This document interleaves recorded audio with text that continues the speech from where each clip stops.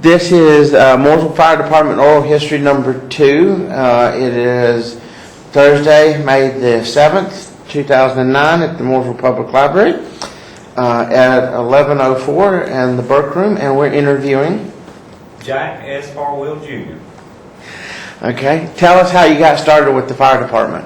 Well, about knowing most of the firemen at the time anyway, I done put my application in. I think Doug was chief at that time. He'd just gotten chief, matter of fact, I believe. No, excuse me, that was still, it was, yeah, Tim. And then after about 2 weeks, I was making a trip one evening up to the mail, drop some mail off at the post office. Well, I happened to look up toward Western Otto, and I seen fire. So I done heard sirens. So I thought, well, they're on the way. So I went on up and dropped the bills off so they could make sure they got in the mail. And come back around, cut up that little side street up to Main, and one of the fire trucks come up with Denny and Nancy driving. And I got out of my little car, and Denny and him jumped out of the truck and said, "What are you doing here? You don't see no rubber boots on your feet. Get home, get you a big coat, some rubber boots on your feet." So I did that. Went home and come up, and I done stuff like pull hoses and run between trucks and just whatever I could. It excited me to death because I was really excited about trying to get on the fire department. And after it was all over with and said and done, they had their final meeting, or their Tuesday night meeting, and the next day, that night they got me on the fire department. And so I was extremely thrilled because I'd had years of service with Duke Power, being on fire brigades and fire systems and stuff anyway. Okay. Tell us about the Western Auto fire. Well, it was a pretty hot fire. Wasn't a whole lot you could do inside. They pretty much attacked it as soon as they had all 3 trucks there. They couldn't get enough water. They had to call the county departments in, so they brought in dump tanks. And that started helping a lot. And they had a lot of firefighters for that particular, for those departments that was there assisting. And like I said, I was mainly at the trucks and on the outside. And I do know they advanced to the roof. And if I'm not mistaken, I believe Roy Bryan was one of them that went to the roof, if I'm not mistaken. And I heard somebody holler over the top of the roof, "We're going to have to get down. The roof's getting critical." That's how hot that fire was burning. So the chief and the captains come up and hollered at him and said, "Go ahead and pull off the roof." And that's when they had called Statesville truck to come in. Because at that time we just had our basic fire trucks. So basically Statesville bought their ladder truck in. And this was a funny thing, I'll never forget it. When they hooked the truck up, as soon as they fired the engine, they couldn't get no water except a trickle out of the nozzle. And so we began to hooking 2 more fire trucks of it to try to feed the Statesville fire truck. Finally got it to where they could get enough to where they could start attacking the roof of the ladder. And once we got that going, it pretty much knocked the fire down. So that was pretty much what saved that section. And luckily the buildings did have fire protection between the buildings. So they were crude, they're old 4-inch brick type, but it still done their job. Yeah. And kept the fire from spreading to either side. Yeah. But it didn't last but about, I think, 11:30, and we had everything under control at that time. Now, the Western Auto was on Main Street where at that time? Downtown, right where the old Delk's department store, Delk's 5 and Dime was. Which is now, I believe, where the mayor's yes. Zach Jewelers is. Yes. Yes. Right beside that to the left. Right beside that. Yes. Right. In that same block. Yeah. You're going 5 and Dime, you're stepping back a little bit farther at a time. Farther. Yeah. Over 104 years old. That's how old those buildings are. Tell us about tell us about your, and this is sort of out of order with we did with Mr. Sink, but tell us about your most memorable fire. What your most memorable experience? I would say it was the FCX fire. That was probably the most memorable I can think of because there's about 13 of us, including a few volunteer firemen from the counties, ended up in the hospital for 2.5 days. Wow. But of course, I was one of the first ones on the nozzle because I was pretty gung-ho myself back then. And I went in with Bobby and them coming in with us, Bobby Compton. And so we went on in. I lasted through a Scott Pack bottle, and I finally had to leave, go back out because my bell was going off. As soon as I got the chance, I reloaded and come back in and start again. But unbeknownst to us, there were no placards on the building, and if you look at the history of the fire department, that's when things started changing with OSHA and things like that about placarding and having the right information on the sites at projects, places you were going to.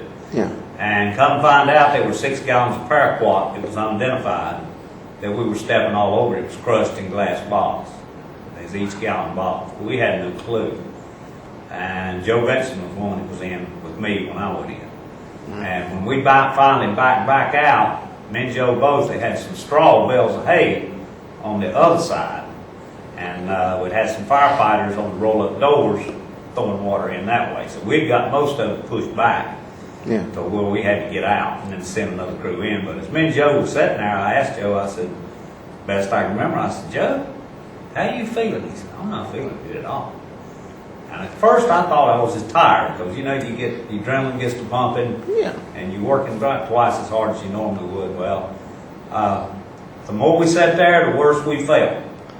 And I can't remember who it was, and I believe it might have been Bobby or one of them come over to us and said, y'all don't look too good. So they called the rescue squad over there to come take us to the hospital. Me and Joe, if I remember right, were the first two to go.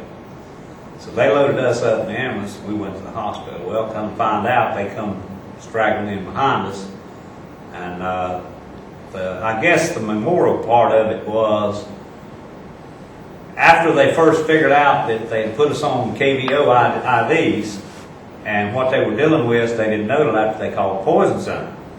So after they made all the trouble to do that, and they come back to us within 15 minutes, took all that back off of us and said, poison control said not to do that. You're just forcing that poison on. Once they found out what the problem was, they had paraquat to do it. And so we spent, all 13 of us basically, except we had one firefighter that was in pretty bad shape. He was on the outside without Scott Pack catching smoke. And that was before they really got really strict, and it didn't matter where you was at, you was going to have an air pack on. But he made it out, all of us made it out all right, but it's kind of a closeness that kind of come memorial, or whatever you want to call it, between all of us in there, and all the other firefighters would come and visit us. You know, it just seemed like it was a brotherhood that even developed even greater than what you would normally see. Yeah. Mr. Sink was telling some funny. What's the funniest fire or funniest moment on the fire you remember? All right. That involves me and Dean Baker. We were, it was the old mill house down here in the Mill Hill section. And it was fire involved when we got there. So we advanced the hose to the back door, and another crew had advanced it to the front door. We couldn't really tell exactly where the fire was, except we knew it was pretty strong at the time, pretty well involved. So we went in, Dean on the back. Now I can't remember if I was on the nozzle or he was on the nozzle. We switched back and forth a couple of times. But we got into the back door, and them old mill houses usually had an old built-in, screened-in porch. And then you walked into what the kitchen area would be. In most cases, you had a master bedroom on the right or left, depending, and then you would have a bathroom. So when we walked in, we kind of could halfway tell where we were at. And just as we started inching toward that master bedroom, we could see the fire clearly once we got in there. We heard some of the office explosions going off. I remember I looked at Dean, he looked at me, and I said, I think it's about time for us to vacate the premises, don't you? He says, I agree 100%, let's get out of here. So we laughed about that a good bit. And I come find out they had stored so many cans of hairspray and all kinds of spray cans. And that's what was actually exploding in there. But we had no idea what was in there. Yeah. That was pretty funny, we thought that. What was the most intense fire you ever remember fighting? Well, probably the FCF was one of the most intense, I would say. The Burlington fires could be intense because you never really knew what you had. Because when you got in there, you had to go 1,000 feet through smoke to even find out where the fire was coming from. And most of the time, you couldn't even see the fire then. But it was pretty, because that was such a large place and it was the heavy timber construction. Yeah. So you never really knew what you was going to get into till you got to it. And they wouldn't call you till they couldn't handle it. They would call you when they couldn't handle it any longer. Yeah, So that's you never what they knew call what it. happened. Because that was the way it was when I come in. We used to have situations, we go in down there, there'd be, especially go down to the basement area, the first building, below the manufacturing part of it, and they had looms and different things like that in there, and they had taken them out over the years. Well, the fires would start in the walls. Well, we'd get in, tear the walls off, and finally get the fire off. There was no receptacle outlets in the wall. There was no reason in this world why that fire should have started. There happened to be a maintenance guy there one night. And we was standing there looking at that, and he come up to one of the other guys. I can't remember who it was now. It's a few memories back. Can't remember every detail, but he said, "You know what's happening, don't you? And this is not the first one we've been on."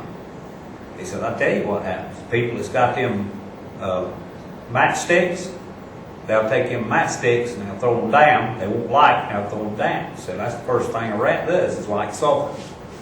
I said, "I've never heard of that." He said, "That dragging things into the water. And now gone that sulfur till it strikes."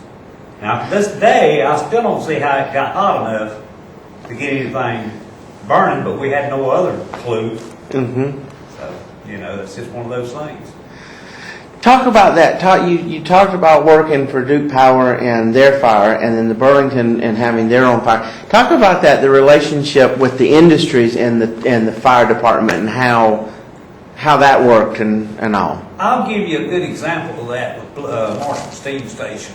Marshall Steam Station had a little feed pump malfunction that hot oil caught on fire and come out and caught a huge bunch of cable trays with the cabling on fire. Of course, most of Duke Power's fire brigade was pretty well trained for about anything in the plant, but this got so big so quick, the 8 or so fire brigade members that they had on the job site at the time just wasn't enough to handle the job, so they called in the local volunteer department. Of course, it wasn't Mortal because this was out of the county, but that's the only one I know of that I can really remember because I had to go investigate that fire.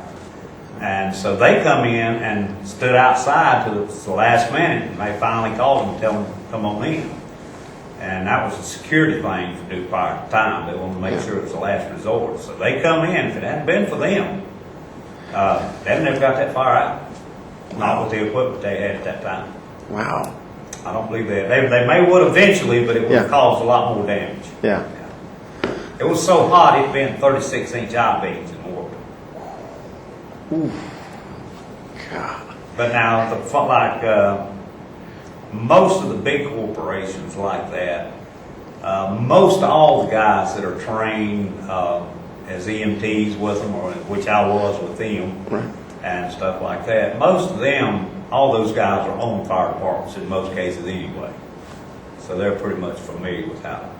Yeah. Now, in a nuclear station, it's a whole world of difference. You can't bring the fire department into a nuclear station and expect them to know what they need to do. There's a lot more hazards there than there are a standard fire. So, that's a different situation altogether. Yeah. We were talking too, I've relayed that we hear when the fire department goes, takes the truck to the schools and all, every once in a while a kid will ask or ask the teacher or whatever, what their favorite truck is, because we all know everybody has their own favorite. What was your most memorable favorite? Every one of them. Every one of them. Still to this day, when old number 3 comes by my apartment, my blood just boils because I want to be on there with him. Now, how many years was you with the fire department? I think it was during the West Canado fire, just like I said earlier. They voted me on the first meeting, which was about 2 weeks after that fire. So, and I've been retired now for, I think it's the 5th year, so that would probably be back maybe 6 years now. Okay. So I did spend pretty much 20 years. 20 years. Wow. 20 years.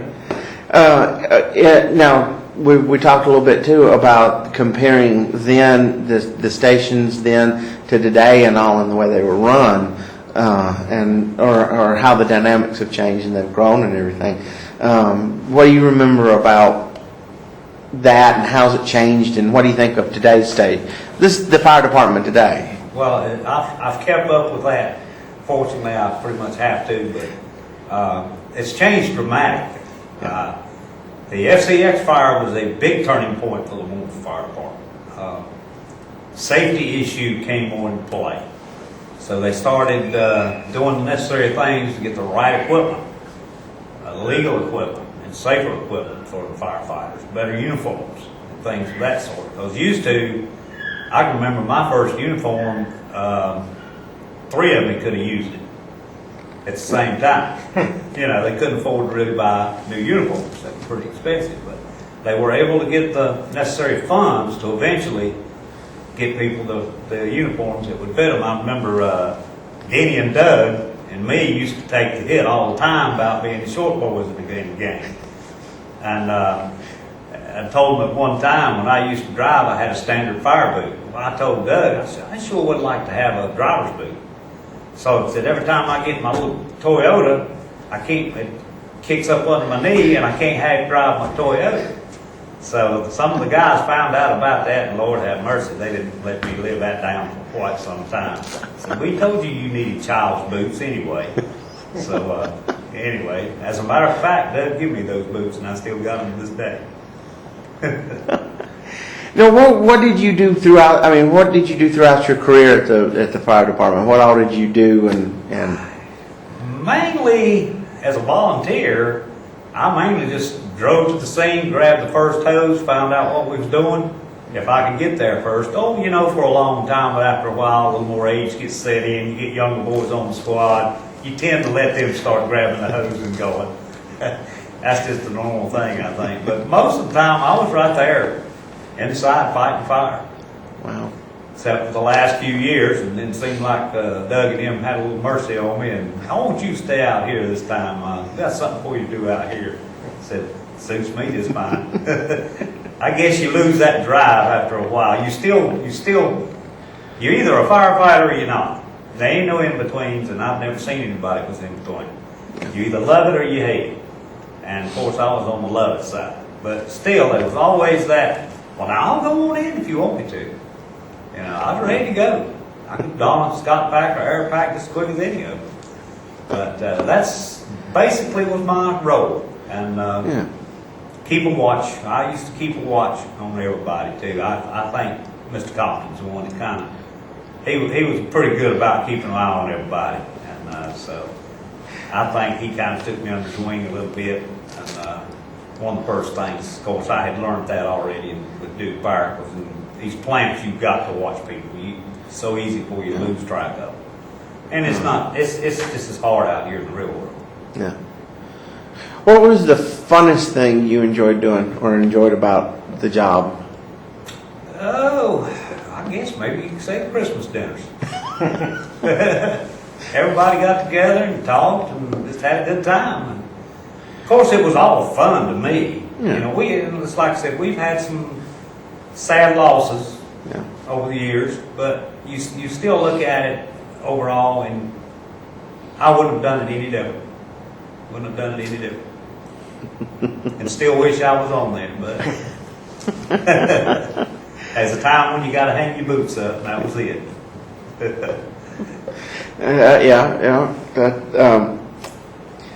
I thought of a question. I forgot it now. Oh, how many people were on the fire department when you were there? They had 5 regulars on each shift. Okay. Had 3 shifts, so that was 15. We had, I think there was 43 or 42 volunteers when I was on there. Okay. And that's what they had tried to keep over the years, 40 to 43 or 42, somewhere in that area, if I remember right. Okay. And we were trying to remember when the volunteering aspect faded out and it went to all. That's actually not been, but Mike is Mike's retired He's now. retired now. Yeah. I mean, not Mike, but Holcomb? yeah, Holcomb. Yeah, I think he's retired. He, I don't know. I heard he was almost ready. He's but right there ready.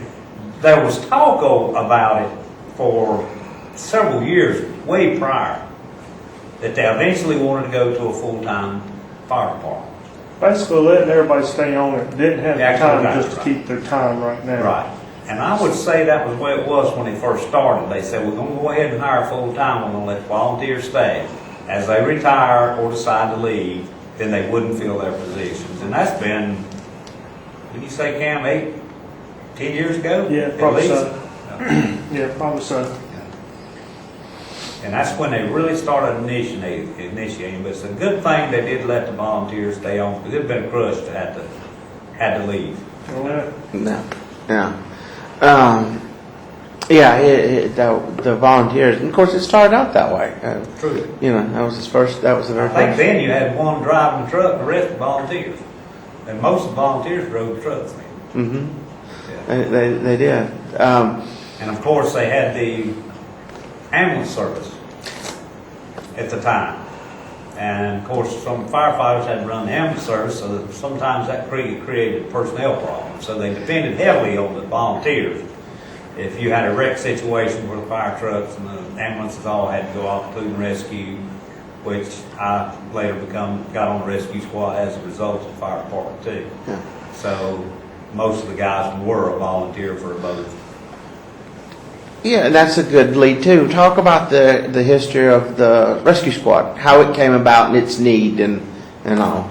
Well, at one time, like I said, some things started changing with the fire department, and especially about the time Doug took it over. And best of my knowledge, I can remember, there had been talk about the county had talked about going ahead and start their own emergency medical services in Mooresville area. And of course, being that most of you firefighters were also rescue, now most of the firefighters are volunteers on rescue squad from who knows where.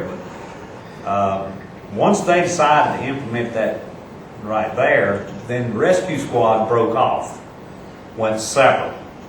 Because at one time you had the rescue squad and fire department all the same at the old building down here on Old Main Street.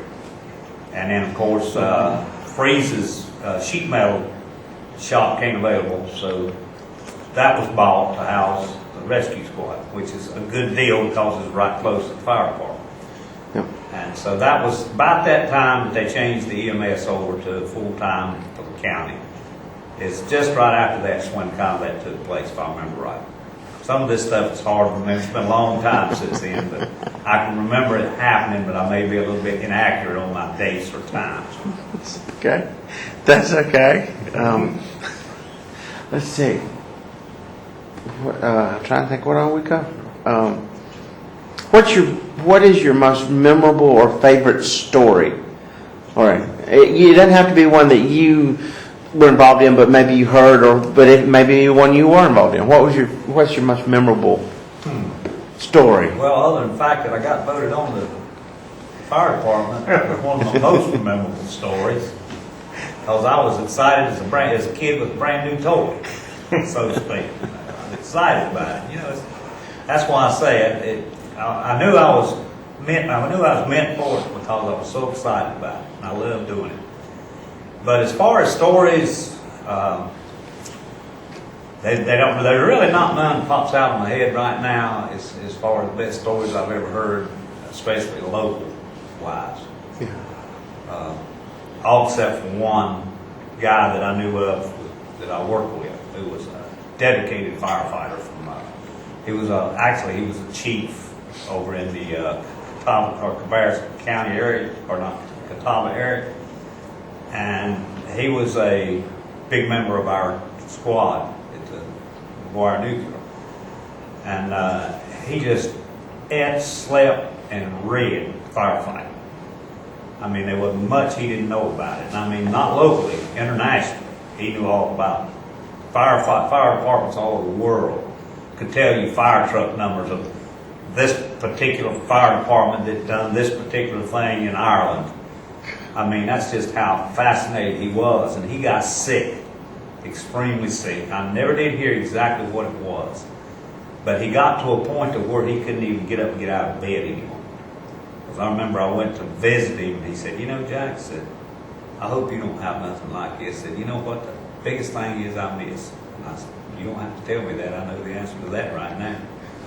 So I guess that's a kind of a sad but a moral story that I probably won't ever forget.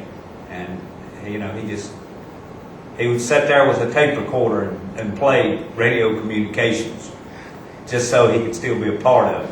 You know. So that's about the only one I guess that really touched me to where I remembered. Yeah. Well, you listen to the scanners and everything. I still When do. I called them the other night, I could hear the scanner in the background. So Oh, I still got my scanner. He keeps up with everything going on still. Yeah, I got a scanner in my work truck, and when I'm out doing my inspections, I can hear what's going on. If I'm on Broadway wreck and there's one down about midways down Williamson Road, I know which way to go when I come back off Broadway. It ain't right. And I still keep up with the terminology because that changes. Yeah. One time, I remember fire department rescue, all that stuff, but real strict on their 10 codes. Now they've eased up to a point. They still use 10 codes, but I've noticed that a lot of times they'll just come out and say it, and the Plain language. Plain language. That's what the world's going to. That's right. Presidential order. That's right. And you know, everybody in the world just about's got a scanner of some kind, so they can hear what's going on. And but I think that's changed a lot too, technology-wise. It's kind of went back to the old. Well, let's just be point blunt, blank. You know, tell them what it really is within a reason. Yeah. Speaking of technology, how has it made it better? Has it made it worse? Is it? Well, now I can say I did have a little bit of time here a few months ago, back in the cold wind out here at the what was the name of the clothes store that the wall was coming loose on. I went up in the truck, in the ladder truck, the bucket, and I can't think of the name of it, but anyway, they had called me out on a Sunday afternoon. The wind was blowing, it was cold, and here I was on my off day, but I went on over there, and they took me up in the bucket, and I wanted to go up and see the inside of the parapet wall and make sure it wasn't breaking along the crevice line down at the bottom. And so I got to go up in that bucket, and I thought, well, you know, if we'd have had something like this when I was on the fire department, now we could have stopped some fires. Instead of just throwing a hose up there and letting it drain down there. Yeah. You know, that could put out enough water, we could actually save some buildings with this equipment. So the technology is wonderful. And what I understand, getting even better. Yeah. We got nighttime visual aids or smoke visual aids now. Where back when I was the last days that I was on there, I think they were experimenting a little bit with it, but never did have nothing really that was. You put them on, you still seen smoke, so you know it might have helped a little bit. But I think today you can pretty much go into a fire now, if I'm not mistaken, Cam, and Yeah. pretty much see where you're going. Cameras. What was the one thing that the fire department acquired, a piece of equipment or technology or whatever, that y'all thought was the greatest thing on the face of this earth, and just? I thought the aerial was good. And the reason I think that is because of Western Auto Fire. When Station brought theirs down, I was just in amazement to see that rascal come riding up. And the power that truck had over the versus all the trucks we had. You know, I mean, it was just amazing. When we got their first one, that's when I said, well, it's just amazing. But I'll never forget when they received that truck. I said, I was wanting to see that thing so bad I could taste it. And I found out they called me when it come in. I said, I'm on my way. What would you pass on to the fire department or firefighters today? What would you pass on to them? I would say brotherhood. Stand by each other. Protect each other. Stand by each other, no matter what. Look out after each other. Don't expect for somebody to look out after you. You make sure you look after everybody else, and somebody will look after you. Yeah. And that's the key to firefighting, I think. You gotta have a brotherhood to begin with, because you're a team, you're brotherhood. You gotta work together. If you don't work together, you cannot get the job done. And that's just you just gotta work as a team, and you gotta be close. So, I'd say if you got differences, iron them out. Get them out of the way. Get your differences straightened out so you can work together in harmony and enjoy yourself while you can. Anything? Thanks. Okay, I think that's it. I think that gets everything.